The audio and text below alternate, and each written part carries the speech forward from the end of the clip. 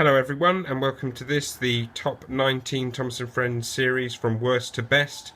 This is my list, so if you don't agree, that's fine, that's up to you. Please leave comments giving me your lists, or if you agree or disagree and why in this top 19 list. But we start at number 19 with the worst series of the lot for me. Series 15. Only highlight James to the rescue purely because of the crash between him and Gordon on the bridge. Otherwise, this is the worst series for me. Just really boring, repetitive, and the stories really weren't very unique or interesting. So that's at number 19. And number 18 is the second worst series for me, Series 14. Pretty much for the same reasons as Series 15. No real standout episodes.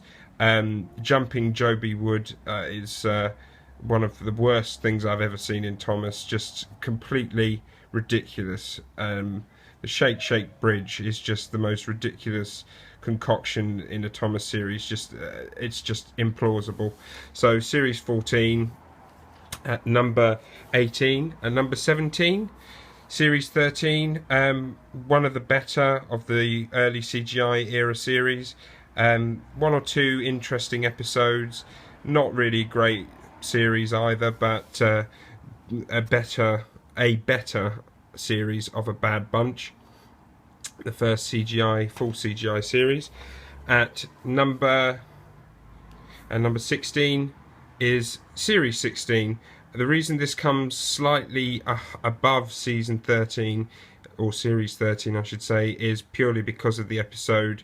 So some of the episodes have sort of flashbacks to the classic series, which is a nice touch. And the stories would, although very repetitive in its structure, were slightly better than some of the other of the seasons that I've just listed. So at number 15 is the first series to introduce CGI, Series 12.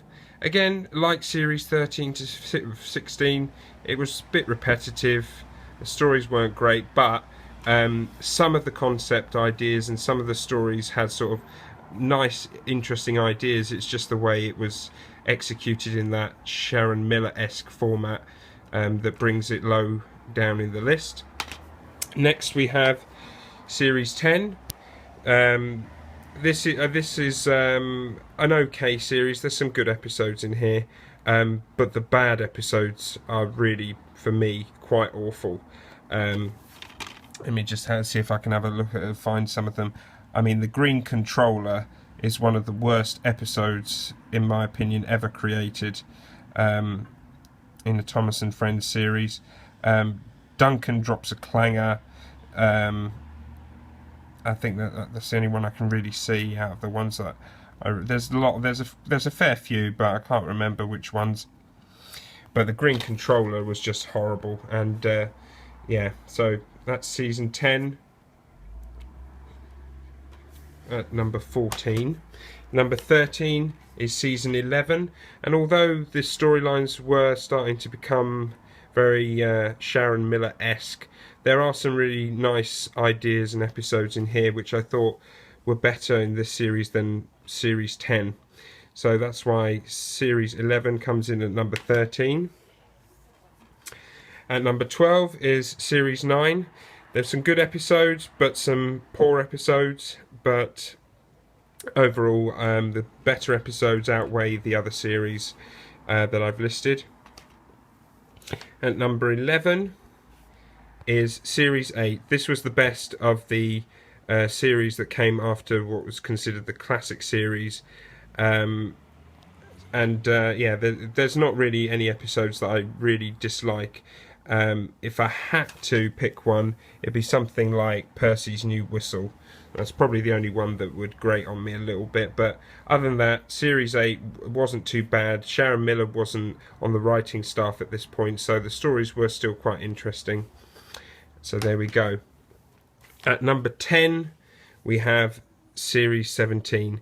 This is when Sharon Miller was thrown off the head writing staff and the writing staff in general. New writers, railway consultants were introduced to help with the stories and everything. And Series 17 really shows that. The 3 strikes and out formula had virtually gone by this point. The CGI graphics were improved, the storylines were much stronger, and there were nice references to the older series. Really like this series. Probably one of the best series since the classic era for me. Really liked it. At number 9, even though there's so far only been 2 DVD releases of season, or series, I keep saying season, series 19, I have seen all of series 19. I've got to say, very strong series. Again, nice lot of references to the older series, but there's nice new stories, new characters, new style, and I just thought it was really strong. And yeah, I just really like this, so that's why series 19 comes in at number 9. And the next one, these are all DVDs featuring episodes from series 18, which means series 18 obviously comes in my top 8. This is the best CGI series so far for me. I just thought every story was good. The structuring, the stories, the characters, just really felt like it had combined a sort of new era of Thomas, but really kept that nice traditional old style of the original Thomas and Friends series. And some stories you can even imagine, like Duck in the Water, you could imagine could have been written for the Railway series. So really loved this series, and it's so nice that Thomas and Friends has gone back to being a quality show again. At number 7, we have series 6. I like this series very much, but it just didn't seem to have much of a structure to it. It just seemed like a lot of stories all sort of thrown into a series. But the highlights are things like Jack Jumps In, the Jack and the Pack stories that were featured in this series, and the introduction of characters like Salty and Harvey, and stories like Percy's Chocolate Crunch and all the rest of it. There's some really strong episodes. Gordon Takes a Tumble. Really like this series. A nice series. And yeah, that's my number 7. And number 6 is series 7.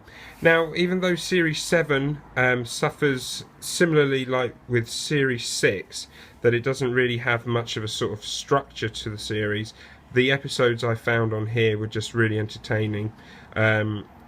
Percy Gets It Right is one of my favourites on this series. James and the Queen of Sodor, What's the Matter with Henry. There's some really great episodes on here. First series to introduce Emily as well. Just really nice. Really like this series. It's a sweet series to watch. So that's the complete series 7 at number 6. And we now come to the top 5, and at number 5 is the complete series 3. Now, I was very young. I was about 5 or 6, or I think about 5 when this series came out. So, you know, a lot of my childhood was spent watching this series again and again on video and on TV and stuff. And I really do love the stories in this. The reason it's not higher than the top 5 for me is just purely because Michelangelo's narration was not as strong in this series as it was in some of the later series. But I love the classic Railway series stories that are included in here. The introduction of characters like Oliver and Mavis. There's some really great episodes in here. I'm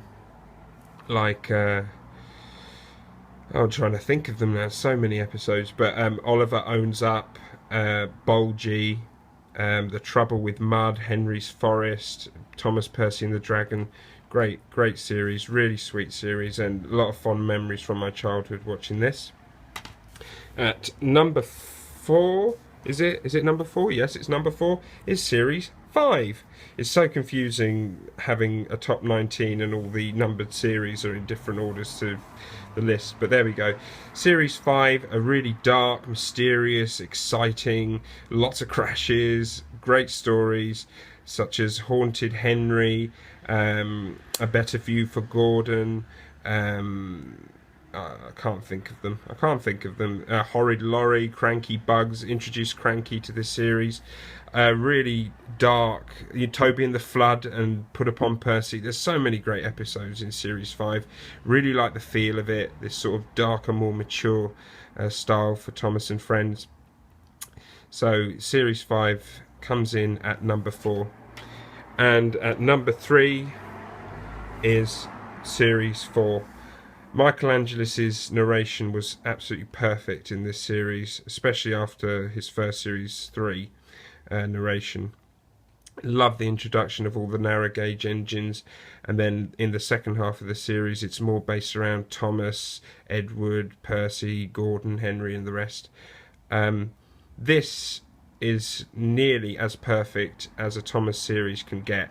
The stories were really brilliantly executed, well written, really enjoyable, exciting. You feel like you're in a real adventure watching this series. It's a beautiful series. That's the best way to describe it. It's a beautiful series.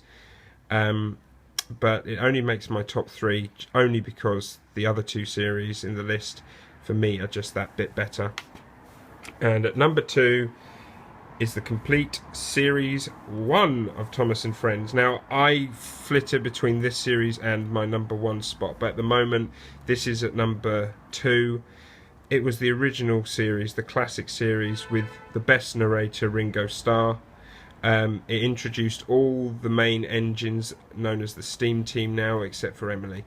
The Steam Team from the Railway series: Henry, Gordon, James, Edward, Percy, Thomas, Toby. And it really remains true to the books. And there's so many fantastic episodes, like Gordon Off the Rails, James and the Tar Wagons, Flying Kipper, Cole, Whistles and Sneezes, James and the Express, Thomas's Train, Edward, Gordon and Henry, The Sad Story of Henry, just to name a few. But Ringo Starr's narration really is what makes this series so fantastic.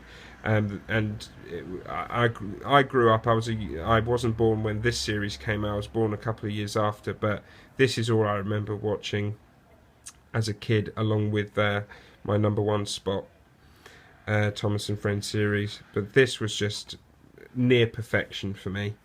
But what was perfection was this. At number 1 is Series 2. Just for me overall, it just felt like literally a complete series. It just had everything you can expect and want in the Thomas and Friends series. It's got great stories, great engines, great characters, great storytelling by Ringo Starr, really on form here, and crashes and all the rest of it. It just had everything so perfect. Percy Takes the Plunge, the Duck and Diesel trilogy with Pop Goes the Diesel, Dirty Work and A Close Shave, Thomas Comes to Breakfast, Percy's Predicament, Percy and the Signal, Old Iron. You know, there's the best episodes are on Series 1 and 2, but 2 as a series just feels so complete. You feel completely absorbed by the series, and it's so well balanced, even more so than Series 1. And so therefore Series 2 is my number 1 Thomas and Friends series. If you, like I said, if you agree or you don't agree, please leave your comments at the bottom. This is my top 19 from worst to best. For me, you know, like I said, growing up from 1986 when I was born, when this series also came out, you know, Series 1 to 5 were the ones that I really grew up watching. So maybe I'm biased, but I still believe the model series in its early days were the series at its very peak. So don't forget, like, subscribe, share and comment, and I will see you folks on the next video. Thanks for watching. Bye bye. Choo choo.